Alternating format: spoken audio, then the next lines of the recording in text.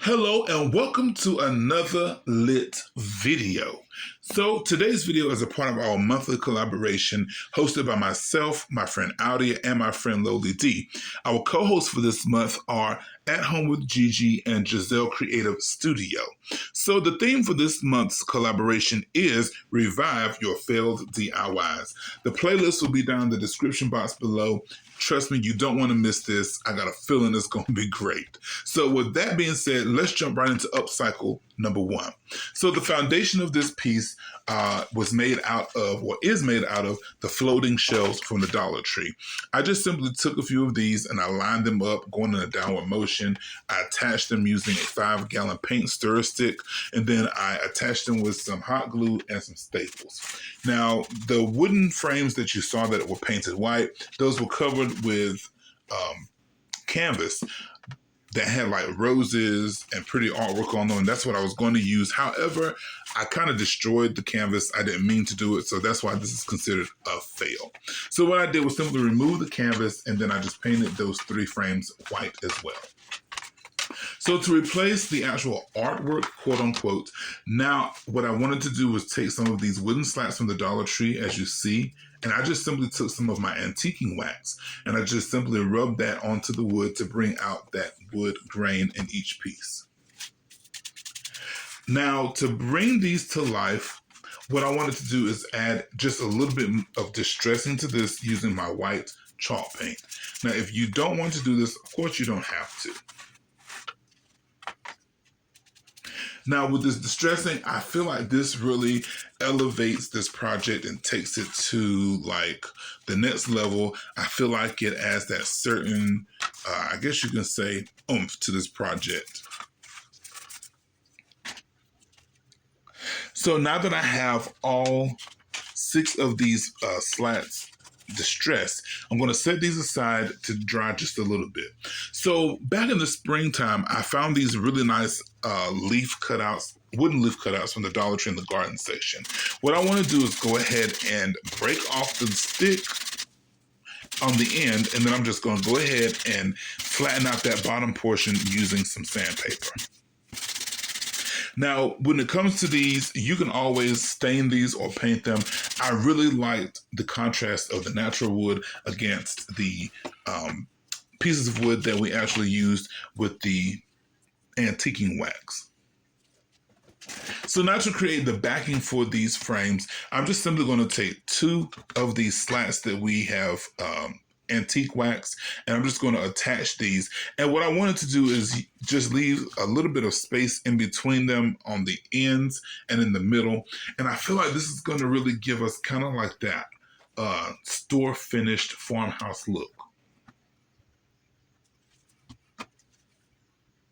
And of course, with my adhesive, I am using my Fabri-Tac as well as my hot glue.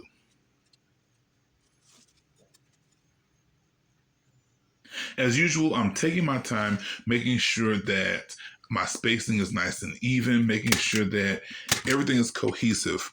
So now that I have these laid down in place with the foundation of adhesive, now I'm just going to go ahead and attach these with my staple gun. And this is going to give us just a little bit of more reassurance that these are not going to go anywhere. So now once I have all 3 of these completed, now I want to go ahead and just simply add the wooden leaf in the middle. And I feel like this is just so simple and it's so elegant. And I'm going to attach this with the same combination of adhesives. Now, I hope I'm not the only one that found these leaf cutouts. If you found these and you have used them, please let me know down in the comment section. I'd like to know what you did with them. So now that I have all 3 of these frames complete, now it's just simply time to attach these to my foundation.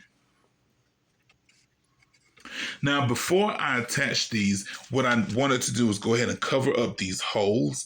And I decided to use some of this, I guess you can call it farmhouse ribbon, the twine ribbon. And I'm just going to use the same combination of adhesives that I've been using, which is the Fabri-Tac as well as the hot glue. Not only will this cover up the holes, but this will also add that, that nice decorative touch to this piece. And I am doing this trimming every other, no, that didn't sound right. I'm trimming every other one of these shelves. Now, this is meant to be a piece of wall art. And to hang this up, what you would do is you would just simply use a piece of thicker wire gauge, and you would just create your wall hanger. You could staple the wire in place, or you could just put a nice little nail in the back and wrap your wire around it to hang this up.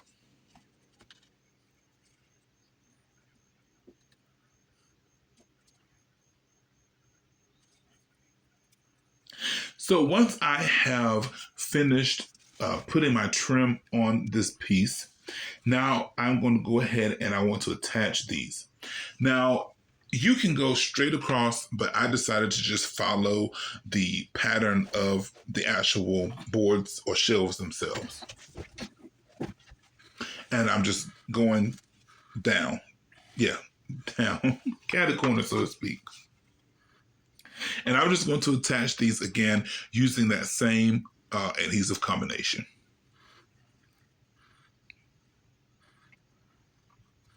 And once I have attached these to the foundation of my piece, this upcycle or this revival is done.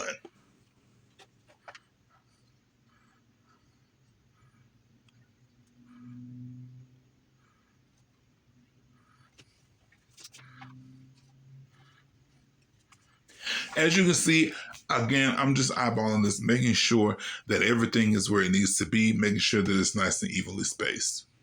I guess I really wanted y'all to see this step.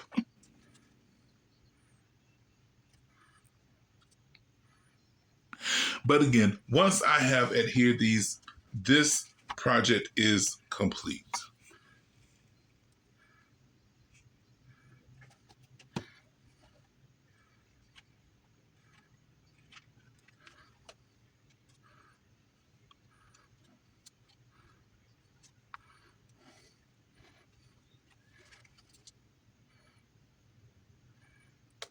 Well, moving on to DIY number 2, I have 2 of these MDF boards, not boards, but the Dollar Tree decorative pieces, as you can see.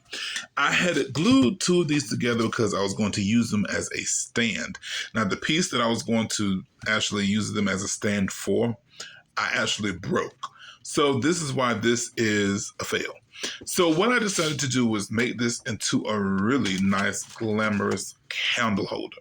So to do this, what I wanted to do first was I took some of this faux mirror material and I picked this up from Amazon, and I'm using this to cover up the back portion of this candle holder. Now, in the previous video one of my previous videos, I showed you how easy it is to cut this material and how mirror-like and reflective this material is. So once I measured how long I need this to be, you see, I just simply used my utility knife. I did a couple of scores, broke it right in half. And now what I want to do is remove that adhesive backing, the protective backing from the adhesive, put a layer of that Fabri-Tac onto my piece, and just lay that mirror reflective piece on top. It does have its own adhesive, but it wasn't strong enough for me. So I just decided, again, to add a little bit more adhesive to make sure that it wasn't going to go anywhere. You guys, I found this little tool. It's supposed to be like a facial roller, but I use it for crafting because some of those rolling tools that you can find in like Hobby Lobby or Michael's, those things are expensive. Why pay $8 when you can pay $1 and get just about the same result?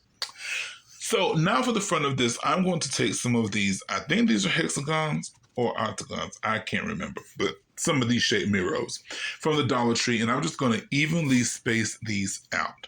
So these square pieces, these are left from one of my previous projects. And what I did was I made sure that everything is nice and evenly spaced out. Once it is spaced out how I need it to be spaced out, Now I wanted to go ahead and just glue these squares down first. And I'm going to use the same process as the process that I used in gluing the longer strip on the back of this. Now, the reason for gluing these two pieces down first is because I noticed that there was a little bit of gap between those square pieces and the actual mirrors themselves. So I'm going to cover up those gaps. As you can see, those gaps, I'm going to cover those up using some of my mirror tiled trim. This adds a decorative element, but it also adds coverage for those gaps. And here I was debating if I wanted to use my rhinestone trim or my mirror tile trim, and the mirror tile did win.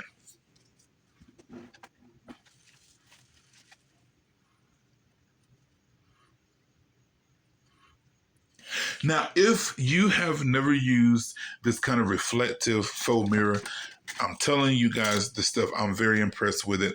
I love, love, love using it. I really love the fact that it has the protective film over the front so that I can maneuver it, I can craft with it without worrying about scratching the surface the mirrored surface of the faux material.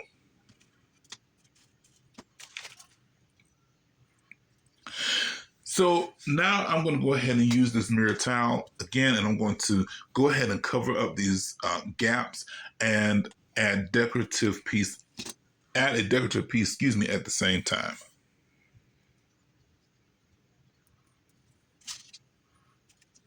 And I'm going to do this to both of these. So once I have added these decorative touches, what I want to do before I glue these three mirrors down is I want to actually go ahead and take some of that same mirror towel and adhere some of that to both sides of this piece. You guys, I wanted to take the time out to tell you thank you. Thank you for just being there. Thank you for subscribing. Thank you for liking. Thank you for commenting. I could not do this without you. I do appreciate you and I do value you.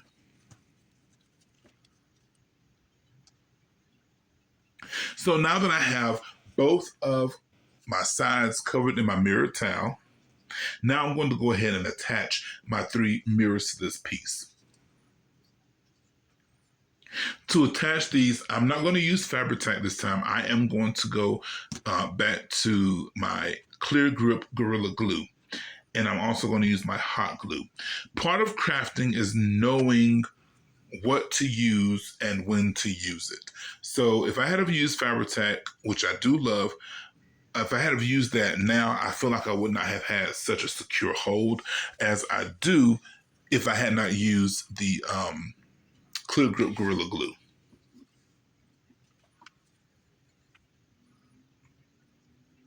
Once I have all three of these in place, you can leave it like this and you can have it sitting on your tabletop just like this, and you can place 3 candles on top of those mirrors. However, at the end, I'm going to show you what I did to take this a step further, and I made this look just so store finished and just absolutely beautiful.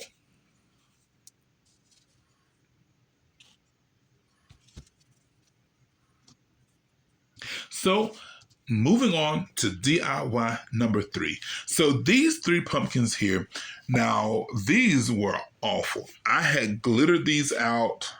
They looked a hot mess, y'all. So I had to go back and just take all that glitter off, all the trim, and I just had to go ahead and paint all of this white. So the smallest or the shortest pumpkin, you'll notice that it does have some texture to it. That's because I had Mod Podge some glitter on it. To add height to this, these are the square pumpkins from the Dollar Tree. They have like grateful, thankful, and other words on the front of them. So to add some height and dimension to these, what I did was I took some of those skinny decor pieces from the Dollar Tree and I just cut them down to size, and I added the height that I desired to them. I painted all of these white, and now to distress this, quote unquote, what I want to do is instead of using like a brown, I decided to use gold.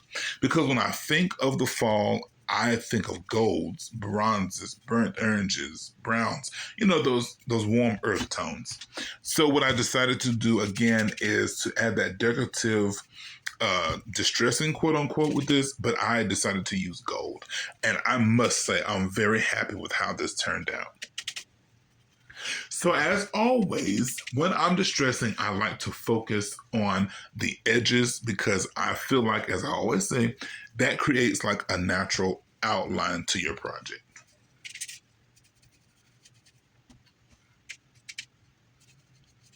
If you don't like gold, you can always do this in silver, or you can always just do this in the traditional distressing manner.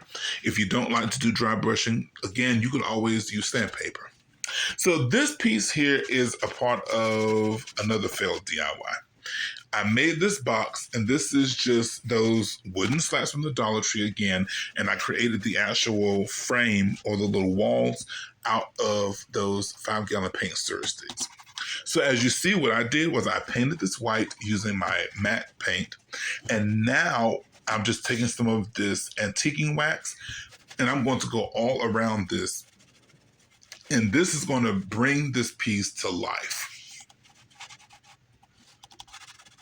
The nooks and crannies where the white is, the antiquing wax is just going to go over it, and this is going to like give a lot of dimension to this piece.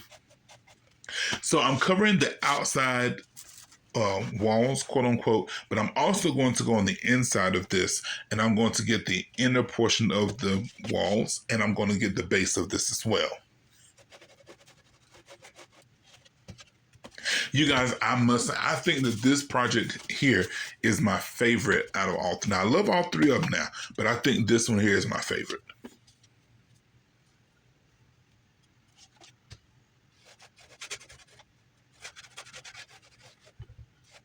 You guys, if you are enjoying these projects, these DIYs, please, please, please be sure that you give me a thumbs up. Please give me a comment because I love talking to you guys. And please make sure that you subscribe. I am like 4 subscribers away from hitting 1,000, you guys. I am so excited. And again, I thank you because I could not do this without you. Now that I have this piece distressed or antique wax, now what I want to do is focus back on my pumpkins. So the stem of these, I'm just going to simply wrap these in a thicker gauge twine. Now you can use ribbon or you can use a thinner twine, whatever floats your boat, whatever makes your heart content.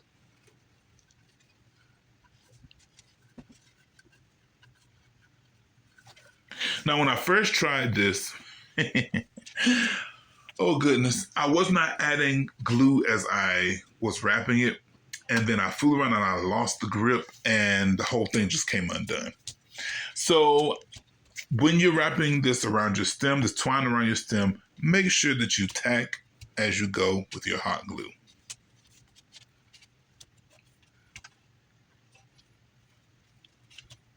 Now, one thing I do want to point out to you, when you are crafting and when you're creating, make sure that you are always painting or covering the backs of your projects.